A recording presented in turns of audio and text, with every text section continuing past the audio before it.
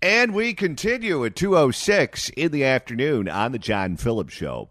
Mr. Randy Wangs in Culver City. John, he's done it again. Our listener, Tony, who happens to be an expert with all things artificial intelligence, took every single drop that is played on this show and turned it into a reggae song. Hey, hello. It's your guy, Chili, with every important line from the land of bottles and dilly-dally. Tuesday, Wednesday, and Thursday. Got me stressed, they melted the basketball court. Who did it? Take it, get up. Been bit several times. Fred at Paul. Caught me with my pants down. Now they're up, y'all. Oh, my God, it's wild, wild west out here, Karen. Why are you doing this? Your motives aren't clear. You may be frightened, and I know how you feel.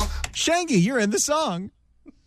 You may be frightened, and I know how you feel. Maybe we'll play more of it later. It's fantastic, but also very scary at the same time, because it's only a matter of moments before Tony can create an AI John Phillips. Well, that song could be played on the cruise ship, I can tell you that much. We may be the only ones who understand it, but I think the drunks won't mind. 800-222-5222 is the telephone number, 1-800-222-5222. It is our pleasure to welcome our next guest to the program. He is a congressman representing the suburbs of Sacramento in the House of Representatives. You can get him online at KileyForCalifornia.com and follow him on X at Kevin Kiley CA. Congressman Kevin Kiley, welcome. Thanks, John. Good to be with you. Congressman, the governor of California, Gavin Newsom, is working overtime right now to gerrymander up the state's congressional districts. Right now, the Democrats have most of the seats, 80-something% of them. And Republicans only have a handful of them. You are one of those Republicans. But he wants to knock down the Republican delegation from where it's at right now to 3 members. If successful, your districts is one of the districts that he would eliminate. What do you make of what the governor's trying to do right now? Well, I think it's one of the most corrupt plans that any politician has ever come up with, certainly in our state's history. You know, Newsom has tried to, oust me in every way that he can. Last year, he sent his own staff member to run against me, and I won by 46,000 votes. So he's not able to win fair and square. So now he's trying to cheat. He's trying to move around the district lines, import more Democrat-leaning voters to my district, remove Republican-leaning voters. I don't think it'll work. We've beat Newsom time and time again. We've cut off his high-speed rail funding. We've reversed his gas car ban. We've reversed his pro-crime policies with Prop 36, and we're going to defeat this redistricting sham. Can you explain to the people just exactly what would happen for things like constituent services if you live in, let's say, the suburbs of Sacramento and the population center in your district is now the Bay Area, where the member, I would assume, would come from somewhere in the Bay Area where the population center is in the new district? Yeah, so we would obviously suffer. The whole idea behind our current system is we have this Citizens Redistricting Commission that was established by voters that is comprised of ordinary citizens who are supposed to be free of political influence. And their job is to draw our congressional districts without regard to partisan considerations, but rather based on things like keeping communities together and making the districts kind of make sense. And so to your point, when you abolish that commission, as Newsom is trying to do, and overturn the will of voters, and then start drawing lines with the specific goal of maximizing partisan advantage, you get these really weird shapes, and the idea of keeping communities of interest together falls by the wayside. So to give you one example, they're talking about trying to make Doug LaMalfa's district, he represents the very rural areas in the North State, a Democrat district, by combining those with Marin County, where Gavin Newsom lives. So it just doesn't make any sense.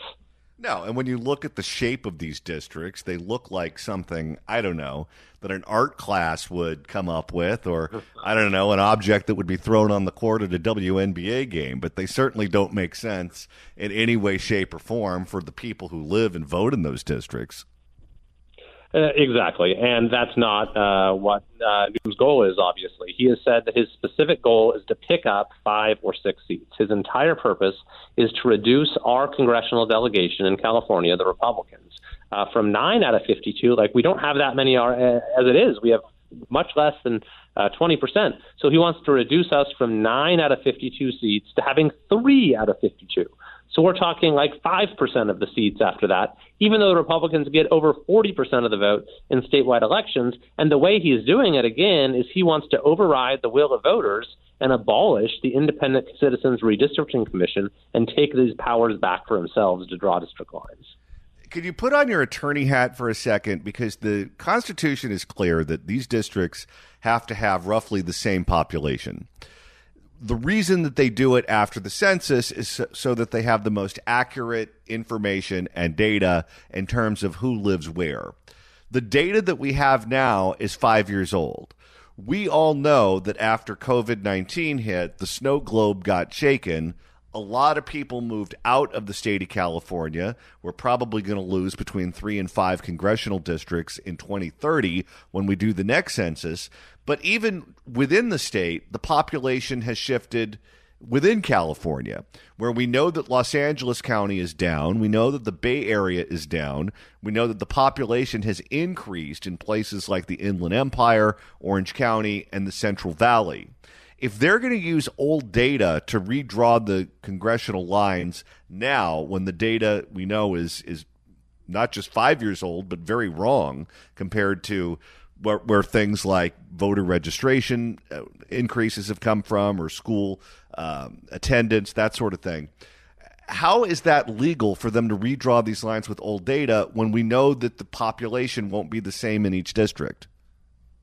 Yeah, that's a great point. It's one of many, many, many issues with what he's trying to do. And by the way, what he's going to do is he's trying to have this fraudulent ballot measure put before voters in an incredibly rushed special election where it's going to blatantly lie to them about what the initiative will do. That's the only way he can fool voters into undoing an independent commission that they themselves established. So yes, there is this population issue you mentioned. There's also the fact that the Constitution as it now stands says you can't redistrict more than once a decade. It also, of course, has the Citizens Commission. This is part of the Constitution. So what he's doing is so radical and runs so contrary to so many foundational things that we have in California. He's trying to just basically blow up the whole Constitution in order to then be able to assume the resulting vacuum for himself and draw partisan districts in whichever way he sees fit. It is a breathtakingly corrupt scheme that only Gavin Newsom perhaps would be capable of. Do you think that this might end up backfiring on Gavin Newsom? And I say that because there's an Emerson College poll out that shows that if the election were today, something like 33% would vote in favor of this initiative. There was another poll that was out before that showed it at 52%, which was well below that 60% number that you typically need for an initiative to pass.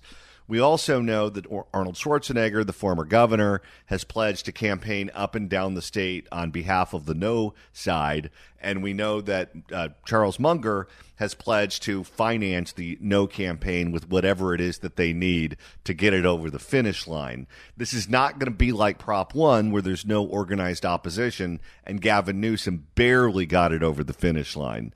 How badly will this end up being for Gavin Newsom if he ends up losing at the ballot box? Well, I think that obviously if he ends up losing after going so far out on a limb, after doing so much to defy basic norms of democracy for sheer partisan advantage, and then the voters say no, then absolutely he can, not that he had, I think, any chance of being president to begin with, but he's never going to even make it out of the starting gate. That being said, I think that they are going to do everything they possibly can to tilt this thing in their favor. We've already seen the ballot language that they've written, which is completely fraudulent. The first sentence of the yes side is going to say, you vote yes, that retains the Citizens Redistricting Commission, when the whole point is the sideline, get rid of the Citizens Redistricting Commission. So it is going to be, if this does go to a vote, it is going to be absolutely essential that those of us who care about fighting corruption, maintaining good government in California, stopping Gavin Newsom from making California a permanent one-party state, that we get out the word to make sure that people are well informed of what a yes and no vote means. What do your Democratic colleagues from the California delegation say privately? And I say that because look at this from their point of view. If they're going to make the Republican districts Democratic districts, they're going to have to pull Democratic voters from someplace, and many of those voters will come from those districts.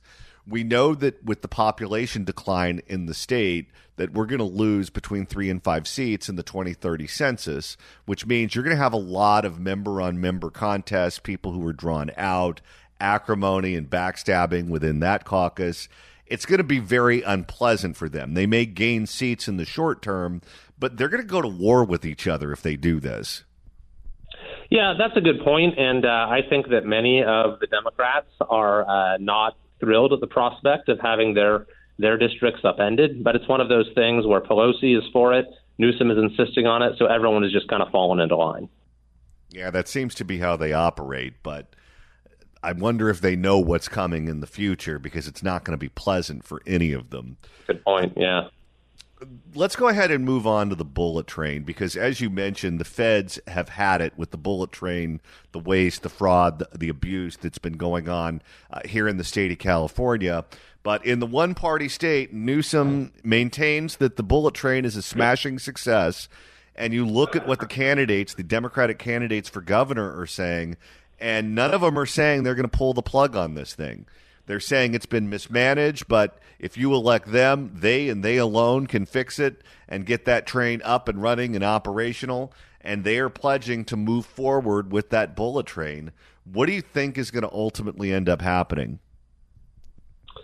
Well, the point you make that they're actually standing by this project is absolutely insane. And I think that, one way or another, this project is dead. It is not going to move forward. And so perhaps a enterprising candidate for governor could acknowledge that reality and say, how about this? How about we put the tens of billions of dollars that would go towards that project towards things like improving our roads so that they're drivable, or adding lane capacity so we have less traffic.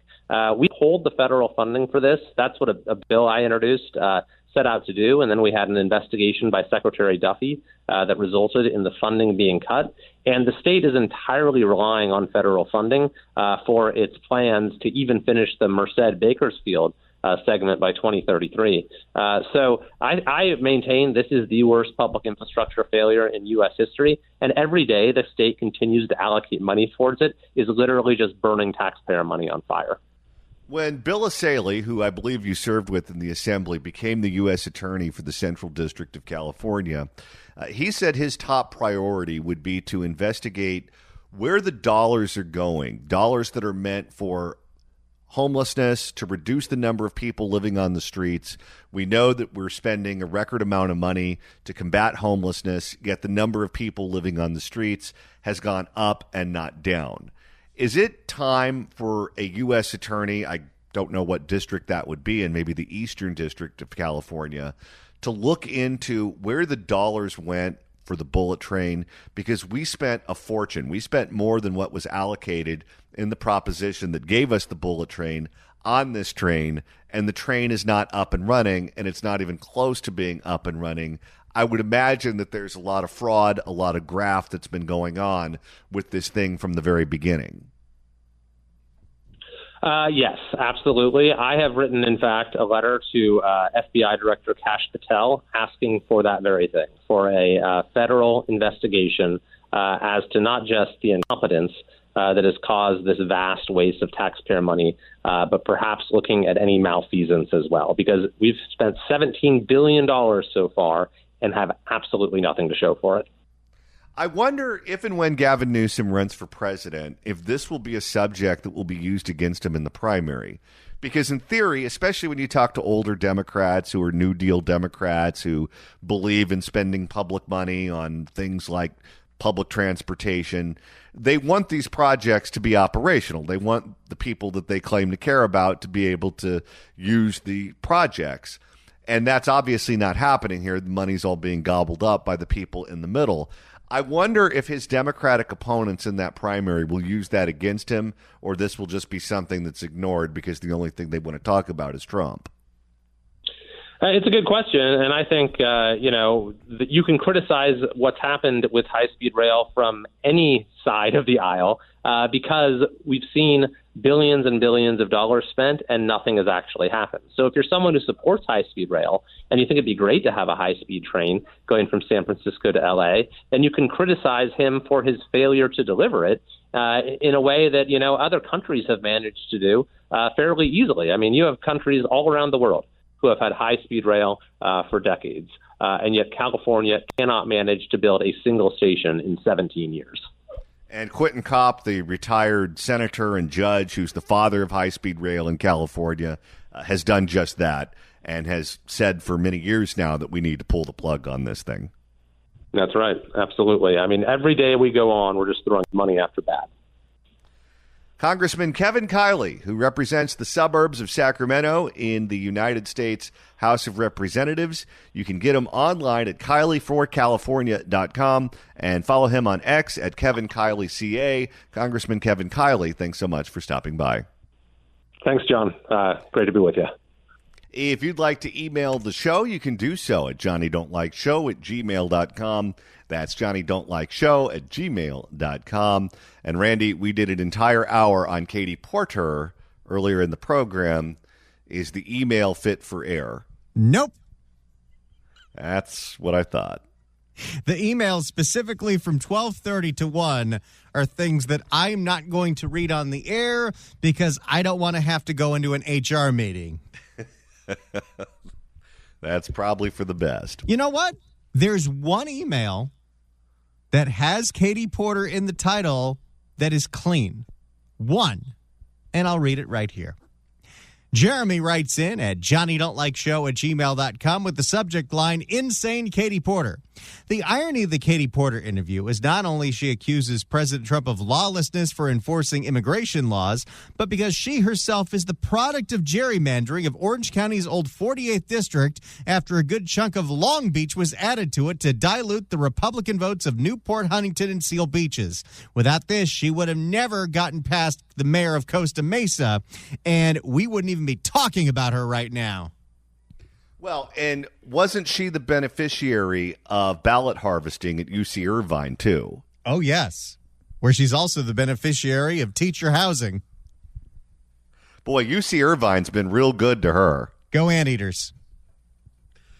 And if you want to go back and listen to a show as we're nearing the end of today's program, an older episode after we sign off at 3, Randy, that's easy to do. Absolutely. Absolutely. All you got to do is search for The John Phillips Show wherever you get your podcasts. Absolutely. Just go to the Apple Podcast app. And he said absolutely. iHeart. Absolutely. Spotify. Search for The John Phillips Show. You could hit subscribe and download all the episodes. You could do a Google on the YouTube. You can get that handy-dandy KABC app, the KSFO app, so many different ways to listen to this radio station and download all the podcasts. How are you? Good. Love to shake your hand. Yes, it's been amazing. I'm not sure why. I just felt like playing all those drops.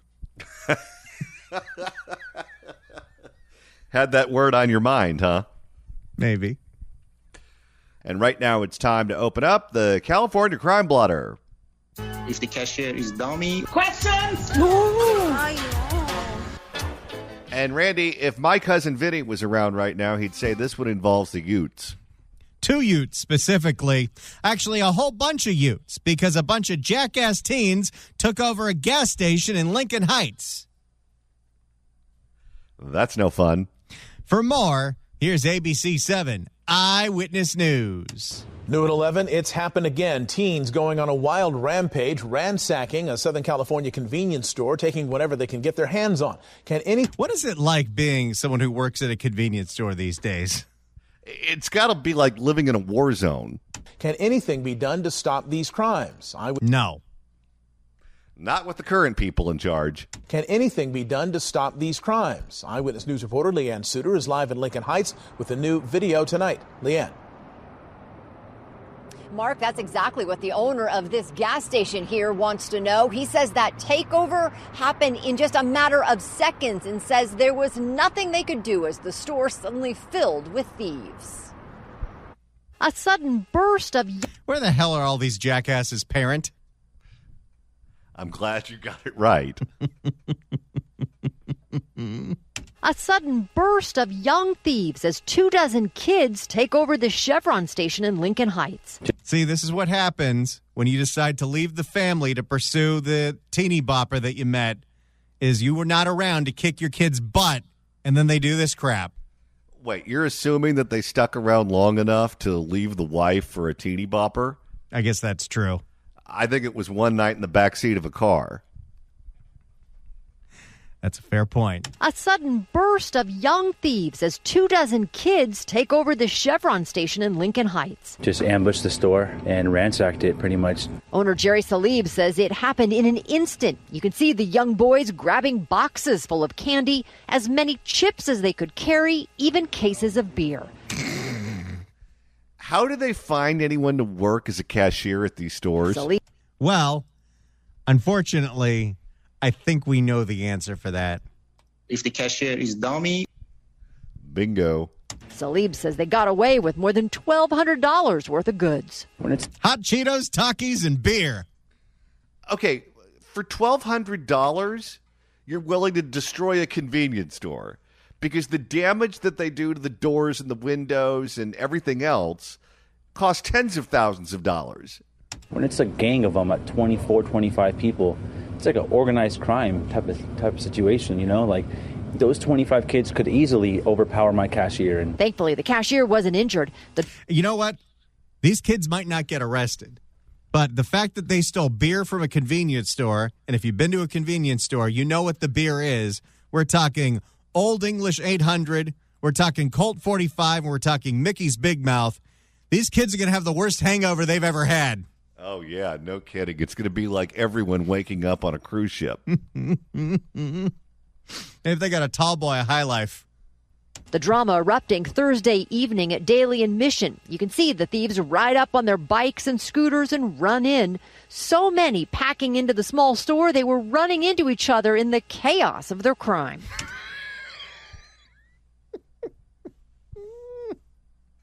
How did the cashier not get beat up? Cashier hid in the closet. I mean, the cashier's not going to defend this merchandise. They're making nothing. No. You're going to risk life and limb for some snowballs? Targeted and organized, premeditated, organized. And it's, of course, they're gathering so many of them that I can't even stop just one kid, right? It's 24, 25 kids. So, you know, it leaves me kind of helpless. Salib says they've had minor theft before, but nothing like this. Adding to his frustration, he says the LAPD couldn't help. They said there was nothing they can do about it. They said it's considered shoplifting, and shoplifting isn't something they can really go after. And Newsom says these people get arrested. When every time we do one of these stories, this is the answer we get. Well, even with Prop 36, it does go down to local jurisdictions because we are seeing a lot of counties in this state that are taking this very seriously, and they are throwing felony charges at repeat thieves. But if the upper management in Los Angeles, which means the mayor of Los Angeles and the city council, don't want you going after the thieving teens, no one's going after the thieving teens. Thanks, Karen Bass. Salib says they've actually probably done a cost-benefit analysis that it saves the city and the county money to not arrest these knuckleheads, because if you put in Los Padrinos and then they get abused, they're going to sue the county for billions of dollars. And by the way, I want you to keep this in mind the next time they tell you the stats show that crime is going down. No one was arrested here. So from the point of view of the city, no crime was committed. Salib says given their tactics, he's sure the thieves have struck before, and he's hoping they'll be held accountable before they commit another calculated crime. Great alliteration, but no, they won't. No, not unless they do it in Orange County. There's other gas stations all within the area, and these type of things happen all the time, especially nowadays. So be ready and be cautious. Salib is calling on city leaders to do more about these takeovers and smash-and-grab robberies that have been plaguing so many businesses. Live in Lincoln Heights, Leon Suter, ABC 7 Eyewitness News. Now, John, if you think rowdy-ass bad teens are only in places like Lincoln Heights, I got news for you. They're also populating the Santa Clarita Valley. Reopen the blotter. If the cashier is dummy. Questions? And Randy, we're now moving to the city where you spent your childhood. Here's the thing about Santa Clarita. A lot of people move up there because it's a little cleaner. It's a little safer. At least when my family moved up there, it was less crowded. And you have good schools. But the thing is, because it is so much further from where most of the job centers are, you have something in the Santa Clarita Valley known as latchkey kids. And latchkey kids get in a lot of trouble. And today they made the blotter. That's because a bunch of jackass teens in Saugus are taking over a park at night, and it got so rowdy that one cracked a glass bottle over the other one's head. Remember when they did that at the League of Contract Cities convention in Indian Wells? Oh, yeah. One councilman did it to another councilman, broke an empty bottle of champagne right over his head. For more on the rowdy-ass teens in the Santa Clarita Valley, here's Fox 11 in Los Angeles. People in this community are fed up with the chaos that happens here on the weekends and sometimes during the week. Now, right behind me, you can see it's a really beautiful park. It's peaceful looking, but I'm told that it's a completely different story at night. Back. All right, get down on your knees. A teenager in Santa Clarita arrested at gunpoint after he allegedly smacked. Not the city of Los Angeles. That's right, because the mayor in Santa Clarita wants the law enforced. Although, interesting fun fact, and most people don't realize this when they're moving up there, you might think that Stevenson's Ranch is part of the Santa Clarita Valley. Stevenson's Ranch is technically the city of Los Angeles. Well, there you go. After he allegedly smashed a glass bottle over another teen's head at Pacific Crest Park in a Saugus neighborhood. Yeah, we have a lot of riffraff coming over to the local park here. That guy sounds thoroughly defeated. Yeah, we have a lot of riffraff coming over to the local park here. Riffraff is the term that he uses on the local news. What do you think he says when the cameras turn off? Something that would need to be bleeped. Frustrated residents on Garnet Canyon Drive say they've raised the alarm for months about large groups of kids disrupting the peace while partying at Pacific Crest Park. You know, someone could get killed or hurt, or, you know, there's a lot of kids running around and they're drunk. They could be on drugs. Residents say There's a huge drug problem with the teens in Santa Clarita. What drugs are they taking up there? Usually whatever's in mommy and daddy's cabinet. Oh, so they're taking Xanax. Yes. Residents say weekends can draw crowds of up to 300 kids to the park, drinking and staging street takeovers just steps away from their homes. Nowadays it's Xanny bars, but, 10 years ago, every single parent in their medicine cabinet had Vicodin. Yeah, they used to hand that out like candy, didn't they? They'll drive through here 70, 80 miles per hour, burnouts, urinating people's front yards, throwing trash. Oh, my. By the way, I love in the list of things, this is only number 2. Urinating people's front yards, throwing trash, loud noise, fireworks sometimes. They're lighting off, M80s or whatever the fireworks may be that are super loud, and the whole neighborhood can hear them, and they're lighting them. We're going to a park in the middle of the night to shoot off bombs and crack each other over the skull with glass. If you're trying to fly under the radar, then waking everyone in the neighborhood up at night is probably not a good idea.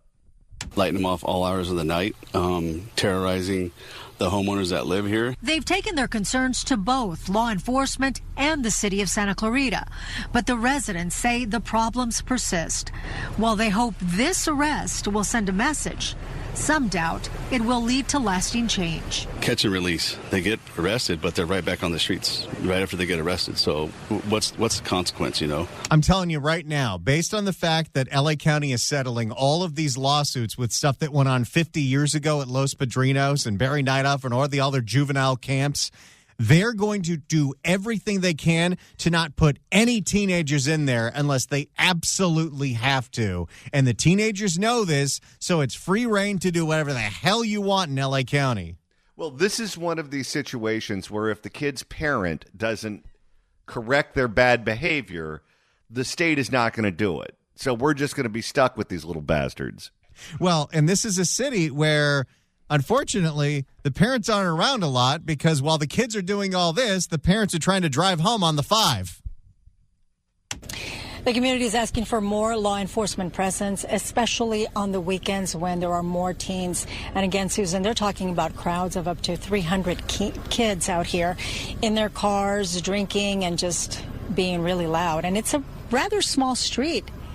Yeah, when you're right talking about teens, Gina, sorry to interrupt you. When you're talking about teens, you are talking about those that are not yet legal adults. Are there any curfew laws or certainly no disturbing the peace type ordinances, right? We don't charge those. Of course not. Well, they were issued some tickets, and I understand that some of them were curfew tickets. But other than that, that's why the residents aren't so confident that it's going to stop them, because it's just sort of a slap on the hand, you know? There's not much going on. In this case, the young man was arrested because he allegedly smashed that bottle on the head of another teen. So that is an assault. But other than that... All right, what bottle was it? What are the jackass teens drinking up there? Rumplemints? 99 bananas? Well, probably something they looted from the 7-Eleven earlier in the evening.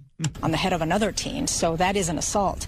But other than that, if you're just out here partying... I wish kids would just do things the old-fashioned way. When I was underage, my buddy worked at Pizza Hut, and we would trade the guy who owned the liquor store next door free pizza for booze. The barter system. It's kind of a difficult situation, you know? Absolutely. All right, Gina, thank you. Can I get an assist at the end of that story? It's kind of a difficult situation, you know? Absolutely. Absolutely. All right, Gina, thank you. Thanks, Shang. Let's go to John in the Bay Area. John, hello. Yeah. Hey, my question is this. I used to be a policeman in one of your favorite cities, the city of Oakland, and I was there from 1969 to 1979. Are you there? Live to tell about it. Yes, sir. Well, okay. So here's my question. You know, I listen to some of the stuff that goes on, and my question is, and I mean this with all due respect to policemen, but are you guys too easy on the police? I mean, to me, they're not doing their job. You had all these kids go in this gas station to steal, and the comment was, well, we can't do anything because it's a petty theft. No, it's not. It's a burglary. And you can go in and start locking some people up. And if they start, they're going to resist arrest a little. You know, and then you're going to get to use necessary force to take them into custody. And they're going to respond to that. I don't understand why people don't demand police services. When I worked, you responded to every call. That was the chief's order. We went to all calls, and the law, there's plenty of laws that you can enforce. And the response is going to be, well, the courts don't do anything, or you just keep locking them up. Sideshows, tow every car there, okay? There's all kinds of stuff that you can do that's not being done, and unfortunately, when I talk to a lot of these young policemen, they don't get it. Well, what can we do? Hey, you're a policeman. You've got some rights. You can't be jerked around forever. Your association collects dues. Get an attorney and start challenging the city fathers. If the chief isn't going to support you, you can challenge the police. Our police association in the 70s, they wouldn't have put up with anything like this, and they wouldn't have cared if the word was coming down from the chief of police. We took an oath. We're going to enforce the law. And if you give us any grief for enforcing the law, my question to the chief and the brass would be, are you telling me to violate my constitutional oath to protect life and property and enforce the laws in the state of California? Hey, they're not going to. The trouble is there's never any pushback. We just slide with the tide, show up to work, put in our time. We get our retirement, we get our check, we get our health care, and we don't really understand what we're supposed to be doing. Well, I think there's a lot of wisdom in the words that you just used and a lot of truth to the argument that you made. However, I do believe that the mayor of the city of Los Angeles has given the police department orders not to make arrests in situations just like this. She does not want any teenager to have a negative interaction with the cop. And if something happens where it goes sideways, she definitely will not have the backs of the cops. She will throw them under the bus, and they know it. The mayor, the council need to make sure that the police department knows that they have their backs. This current mayor and this current council, they're incapable of doing that because of ideology. We need a new mayor. We need a new council. Thank you for the call.